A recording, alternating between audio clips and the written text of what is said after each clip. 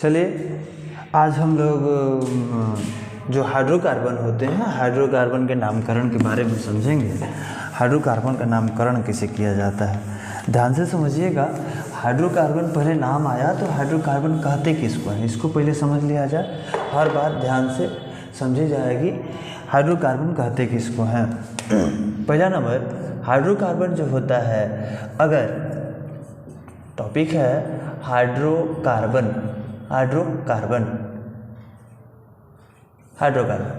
तो हाइड्रोकार्बन दो प्रकार के होते हैं। हाइड्रोकार्बन कितने प्रकार के? दो प्रकार के, एक सैचुरेटेड और दूसरा अनसैचुरेटेड।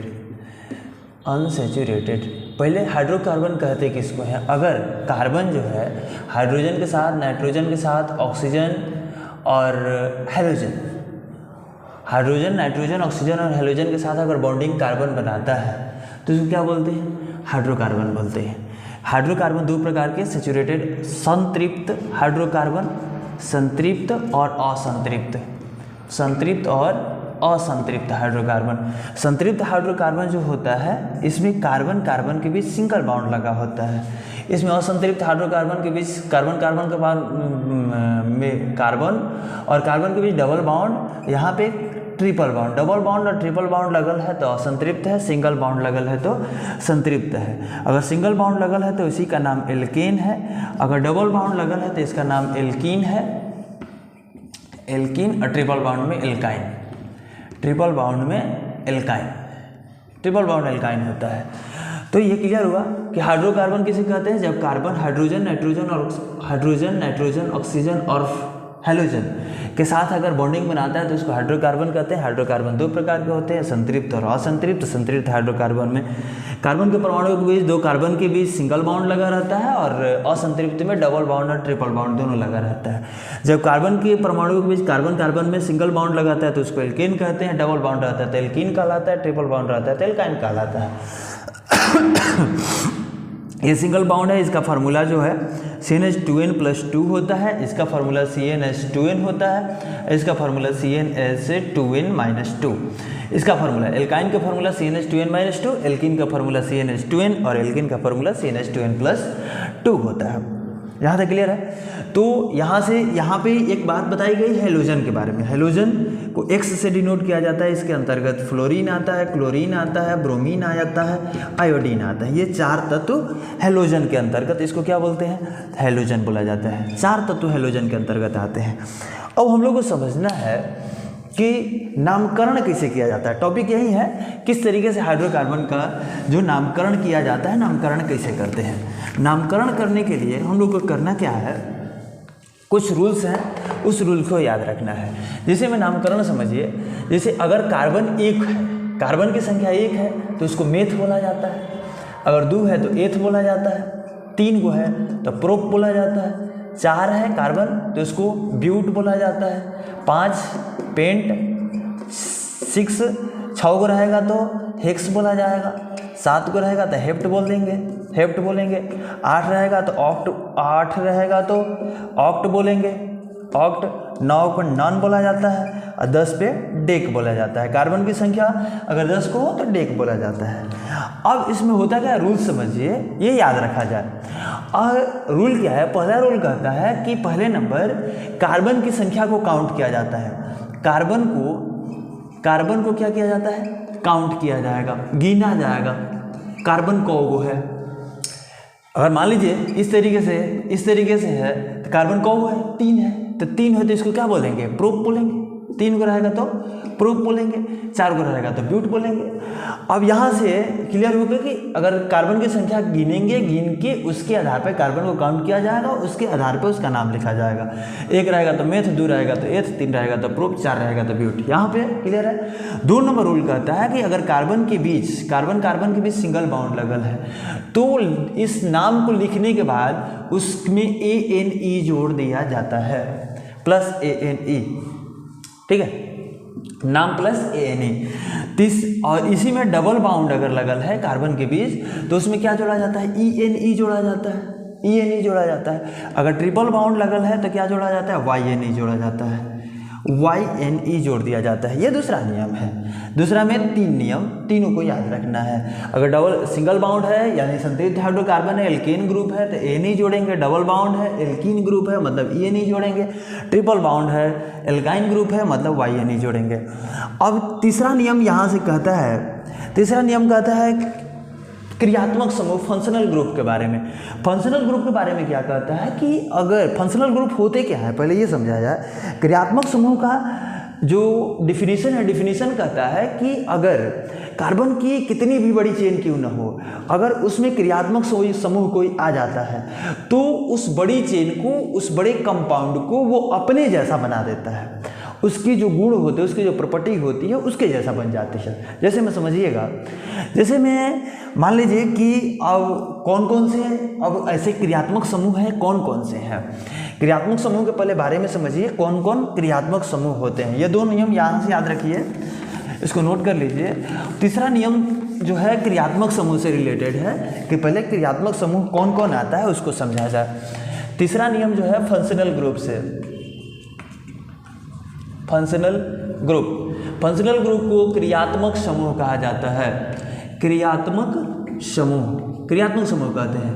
अब फंक्शनल ग्रुप में हम लोगों को कुछ बातें याद रखनी है। पहला, एक्स से हेलोजन को डिनोट किया जाता है, हेलोजन को डिनोट किया जाता है। हेलोजन के अंदर फ्लोरीन, क्लोरीन, ब्रोमीन, आयोडीन, ये 4 तत्व आते हैं। दूसरा अगर इसको OH से अल्कोहल को डिनोट किया जाता है, अल्कोहल को डिनोट किया जाता है। 3 नंबर क्या बोलते हैं, कार्बन के बीच, अगर कार्बन ऑक्सीजन के साथ डबल बाउंड बना रहा है, सिंगल बाउंड हाइड्रोजन के साथ बना रहा है तो इसको एल्डिहाइड बोला जाता है। एल्डिहाइड।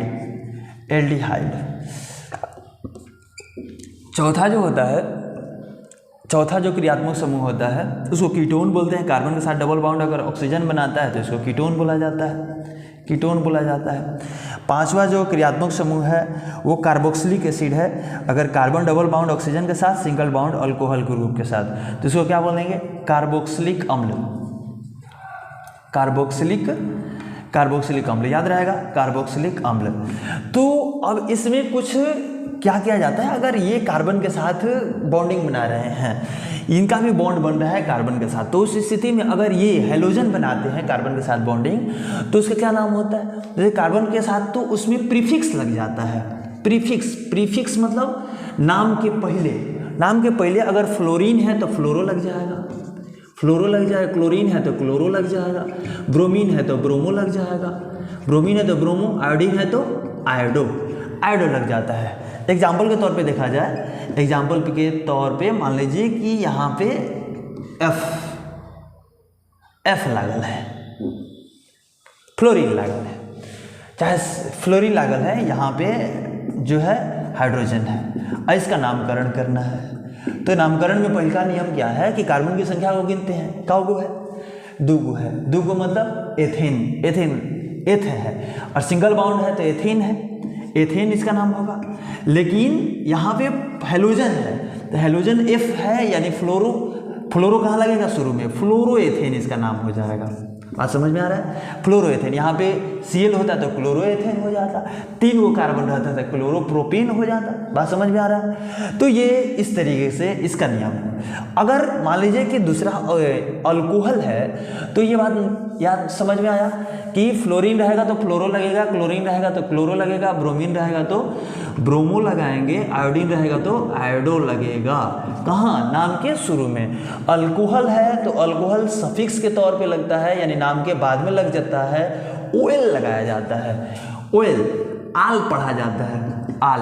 जैसे में यहाँ पे देखिए, यहाँ पे इस तरीके से है और इसका नाम लिखना है, देखिए यहाँ पे कौन सा फंक्शनल ग्रुप लगल है, अल्कोहल लगल है तो कोई भी फंक्शनल ग्रुप हो उससे क्या मतलब है, पहले तो कार्बन की संख्या गिननी है। कार्बन का है 3 गो को क्या बोलते हैं, प्रोप, 3 को क्या बोलते हैं, प्रोप। और प्रोपेन होगा क्योंकि सिंगल बॉन्ड है, प्रोपेन लिखेंगे, PROPANE, प्रोपेन।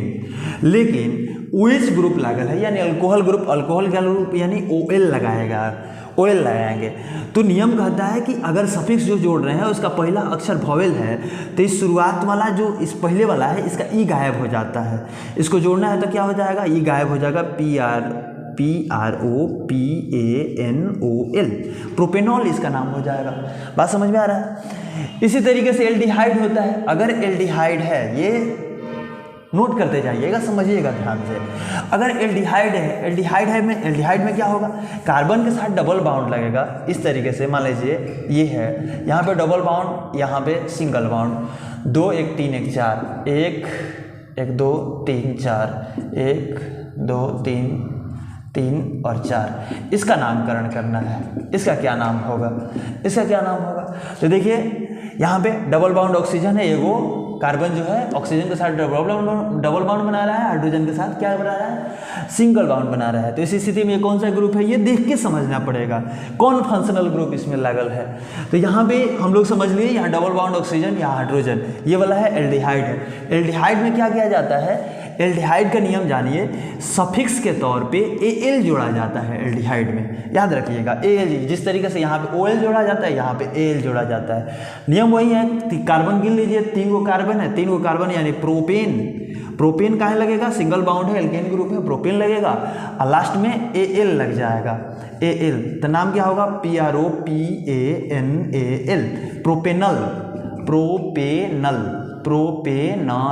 प्रोपेनल नहीं, प्रोपेनल। बात समझ में आया। ये इस तरीके से इसमें अल जुड़ा जाता है। अगर कीटोन ग्रुप है तो इसमें क्या जोड़ा जाता है, ऊन जोड़ा जाता है। कीटोन ग्रुप में क्या जोड़ा जाता है, ऊन जोड़ा जाता है। यहाँ पे सफिक्स के तौर पे एग्जाम्पल देख लीजिएगा ध्यान से, एक बार फिर से पीछे बैक करके देख लीजिएगा। एल्डिहाइड में AL जोड़ा जाता है, कीटोन में क्या जोड़ा जाता है, सफिक्स के तौर पे ही ऊन जोड़ा जाता है, ON जोड़ा जाता है। एग्जाम्पल एक समझिए, जैसे मान लीजिए कि यहाँ पे 4 कार्बन है, डबल बाउंड ऑक्सीजन के साथ यहाँ पे लागल, और 1 2 1 3,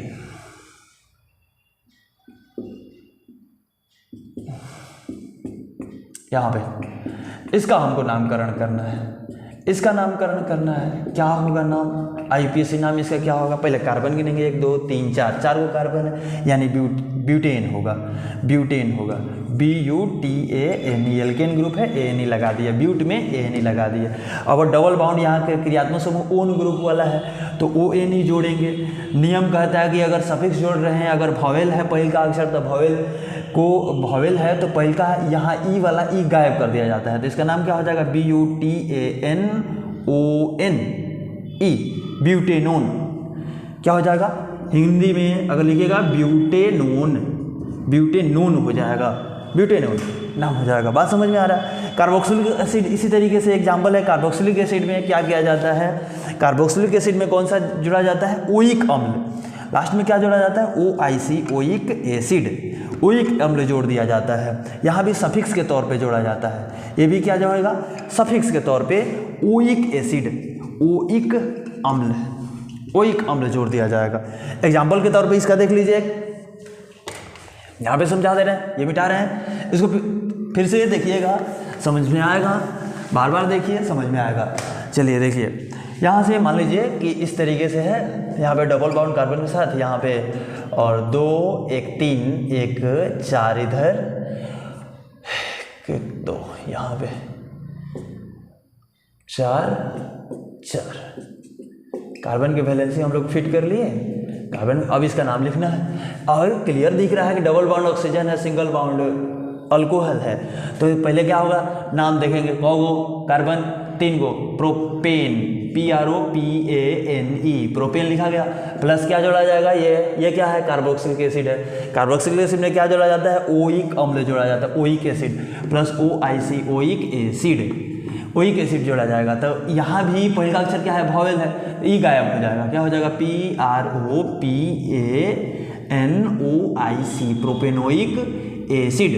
PROPANOIC, प्रोपेनोइक एसिड कहिए या प्रोपेनोइक अम्ल कहिए।